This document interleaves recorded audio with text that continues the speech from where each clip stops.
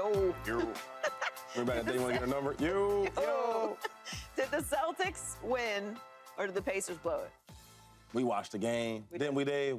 We watched the game, Dave. We did, which is why I can't wait to hear what you're going to say. Listen, the Pacers blew that game, right? I think a lot of people thought that having a heavy battle with the Knicks, that going 7 games, and then have to go all the way down to Boston to play this game, that it would be an easy win for the Celtics. It wasn't.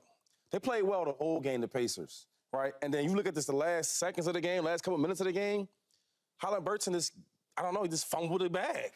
You're the point guard.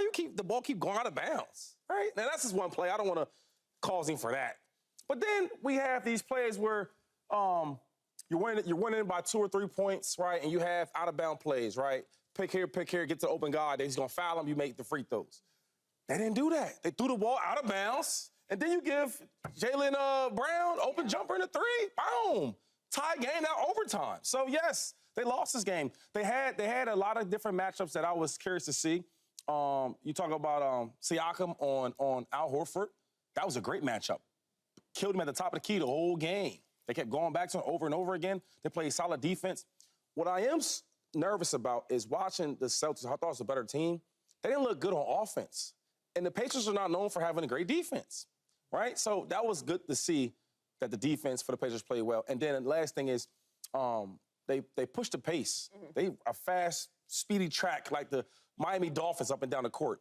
And I think that gave the Celtics some troubles. But they lost this game, bro. They played better. They outplayed the Celtics, but they didn't finish. And the one thing you learn in all sports, it's not how you start, it's how you finish. I like to say they blew it because that really felt like a squandered opportunity. Obviously, the Celtics are at home. They're a team that has a ton more of experience in the postseason. They've been there before. They're coming in off of a rough matchup against the Knicks, like Shady said. And you got an opportunity to steal game 1 in their house. You got to do it. You got to finish it. They didn't finish the game. They had 22 turnovers. I mean, it's rough. Like, just that last sequence of the game showed the difference between somebody who's been there before. Like, you have to close the game. That was a game the Pacers had literally in hands and literally fumbled it, like Shady said. It was a great watch. Definitely a thriller. Really enjoyed it. And I will get to in a second how I feel about what the Pacers are looking like overall. But, yeah, that felt like an opportunity to steal one on the road, to start the series and really set the tone and not try to... We can't... I mean, that... We can't give a shout-out to Drew Holiday? Bro, of course. There's kids in high school, right? There was no real pressure. Look, there's no pressure right here. You just dribble the ball out of bounds. Kids in high school could handle the ball better than that. I don't disagree with anything y'all are saying. That it feels like the Pacers let an opportunity get away. But what I don't like is what we're saying. Did the Celtics win or did this happen? The Boston Celtics absolutely won this game because what did they do when they were presented with those opportunities? Took advantage of it. They took advantage of it. Jaylen Brown nails an absolutely amazing contested shot with less than 10 seconds to play. This game went to overtime. It did not have to. The very fact that it went to overtime gives you an idea of what Boston did to make this happen at the end. And then you get to the extra period, and the guy that I think you could argue wasn't having the game of his life up to that point, Jason Tatum, he takes over, scores 10 points in 5 minutes. Your 2 best players took advantage of the opportunities that were given to them, and it's right there on the lower third, Shady. Boston leads 1-0 because they won the game. That's why I asked you this question. They won the game. Because you are right? This, like, Tatum didn't play great, but superstars, they show up when you need them, right? Exactly. So I'll give you that part. But 27 seconds left, right? And you got a shot clock. You're up 3. You're bringing the ball up. Let's say you don't even score. You're going to waste time, you're going to pass, you're going to cut. They don't get there because the freaking guy just throws the ball out of bounds. If we were in a world where Brown doesn't make the shot, right? What are we talking about today? No. What are we talking about today if he doesn't nail it? They put him in an opportunity to tie the game. They absolutely, but you have to take advantage of those opportunities. Let's slow down for a second. So y'all talking about the second turnover, okay? So the first turnover, 27 seconds left. Halliburton's coming up with the ball, right? He crosses half court, no pressure on him yet. The ball falls out of bounds. They get the ball back, Celtics. They don't score, okay? Still up 3. Probably look, even better. You can see it right now, okay? Visual aid. That's the first one. They don't score. Then they get the ball with 10 seconds left.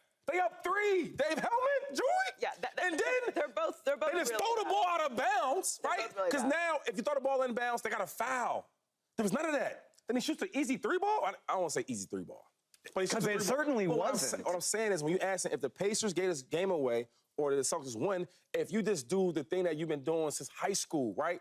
Pick, pass, catch, you foul, you shoot free throws. Still way too much. There was way too much that the Celtics did to achieve this win. Okay. Yes, there were some bad misses on the Pacers' part to get it to that point.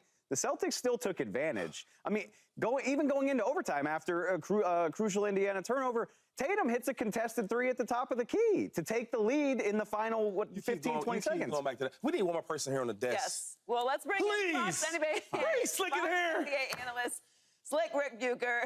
Rick, did the Celtics win or did the Pacers blow it? You're gonna have to settle this. Yeah, I know he's gonna say. I know this guy. All four of us are going to be here, but I need to talk to Dave. Dave and I need to have a hard time There you right go. now. I'm ready. Light skin versus light skin. Dave, if I take my debit card and I hand it to you and I give you my PIN and you go to the ATM and you take all my money, did you steal it or did I give it to you?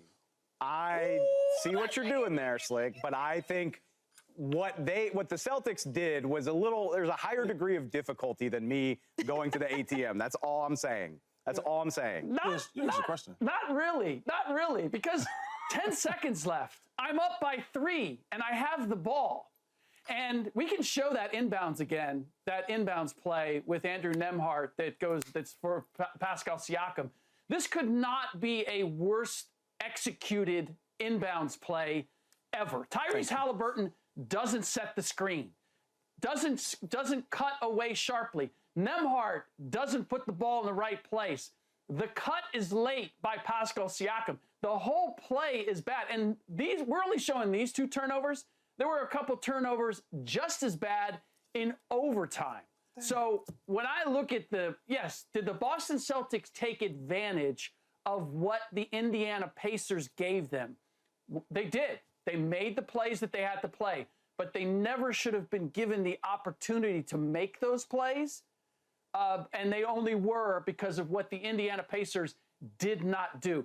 Those are unforced turnovers. Those aren't pressure turnovers. Right. That's Tyrese Halliburton looking to see, can I throw a lob for Pascal Siakam back door? And meanwhile, Drew Holiday comes up and pressures him. He shouldn't even be that close to the sideline in the first place in that situation. So when I just look at the lack of execution in a number of places after the Pacers put themselves in position to win the game, I have to say that the Pacers gave it away as opposed to the Boston Celtics took it. Well, they did put themselves in position to win the game. So, Shady, were you encouraged or discouraged by the Pacers' Game 1 performance? Before I give my answer, hey, Slick, do you think that, this so I know from my basketball knowledge, TJ McCollum, who's had a great playoffs in general, you think he should have been in the game late like that and handling the ball? I'm just curious. I wouldn't have him handling the ball, but there's been argument throughout these playoffs that Rick Carlisle should be playing TJ McConnell more. And I think you've seen it gradually happen. Yes. And I believe he was in, if I'm not mistaken, he was in overtime as well. So it's a fair question, but I don't know that you can play both of those guys at the same time with the matchups. Yeah, I was just asking because he's been playing well. I'm more encouraged about the Pacers. They showed a lot, man. They showed that they gave some hell to the Celtics with the pace. You know, you always talk about the Pacers' pace up and down the court, where you normally see the Celtics play great defense. They switch on everything. They can defend from 5 to 1, 1 to 5.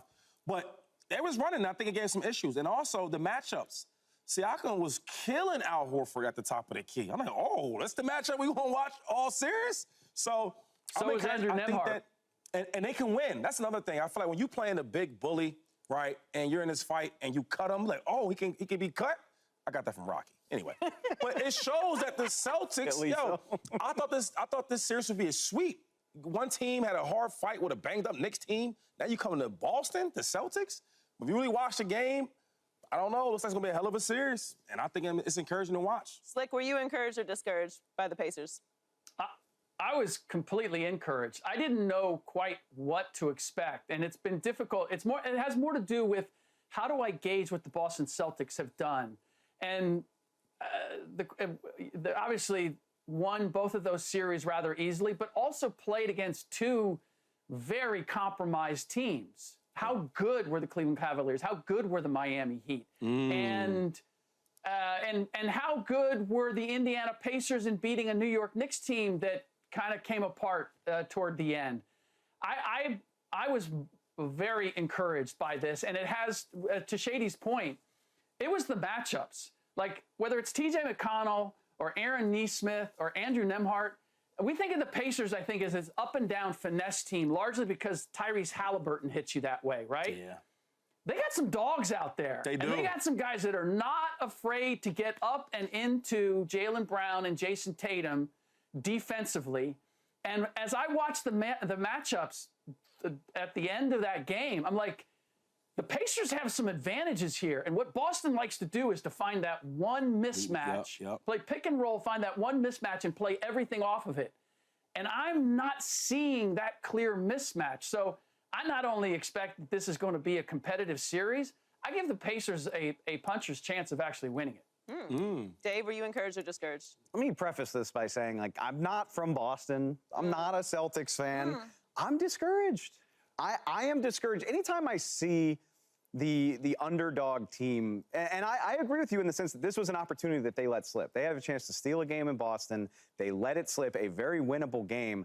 And now you are behind the 8 ball against the #1 seed. And oh, by the way, I'm just going to trust the law of averages.